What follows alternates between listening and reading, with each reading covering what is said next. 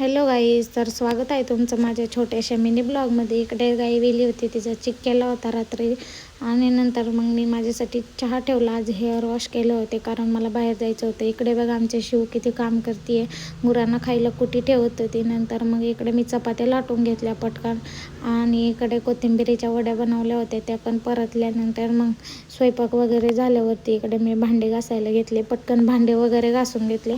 आज मला खूप जास्त काम होतं, त्याच्यामुळे मी पटपट उरकलं. नंतर इकडे माझे सासरे वारीला चालले होते, टेम्पो आला होता, त्याच्यामध्ये त्यांचं सामान ठेवायचं होतं. नंतर मग इकडे शिव बघा कशी पाया पडते आणि शिव सगळ्यांच्या पाया पडत होती बघा किती छान. नंतर मग मी माझं आवरलं कारण मी निघाले होते माझ्या एका फ्रेंडच्या लग्नाला. आणि कसं दिसते मी नक्की कमेंट करून सांगा. फायनली आम्ही सगळे रेडी झालो आणि प्रवास सुरू केल्यानंतर मग आधी तर मी माझ्या मम्मीकडे गेले होते कारण मला थोडंसं सामान आणायचं होतं. ते फायनली आम्ही घरी पोहोचलो. नंतर इकडे बघा मम्मी खूप खुश झाली होती. नंतर मग हे तर गेल्या गेल्या पहिले तर मायले बाप लेक शेंगा खायला बसले होते बघा कसे चालले. शिवला शेंगा खूप जास्त आवडतात.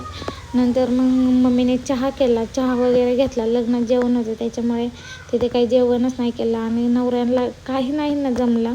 हे काम मात्र एकदम परफेक्ट करतात. तुम्हाला काय वाटतं याबद्दल मला नक्की कमेंट करून सांगा.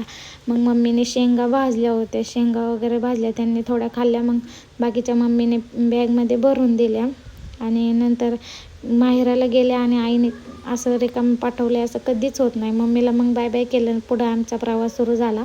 माझ्या मैत्रिणीच्या लग्नाला निघालो होतो आम्ही आणि फायनली आम्ही तिथे पोचलो. तिथे पोचल्या तर काहीच झालं नव्हतं, साखरपुडाच चालला होता. हा होता तिचा लूक. नंतर मग साखरपुडा वगैरे झाल्यावरती फोटोशूटसाठी गेलो होतो आम्ही. मग फोटोज वगैरे शूट केले. नंतर लगेच हळदीचा लूक केला. नंतर हळद वगैरे झाली. हळद झाल्यावर नंतर लग्न लागलं आणि आम्ही लवकर आलो कारण आम्हाला घरी खूप काम होतं. तर ब्लॉग कसा वाटला नक्की कमेंट करून सांगा. बाय.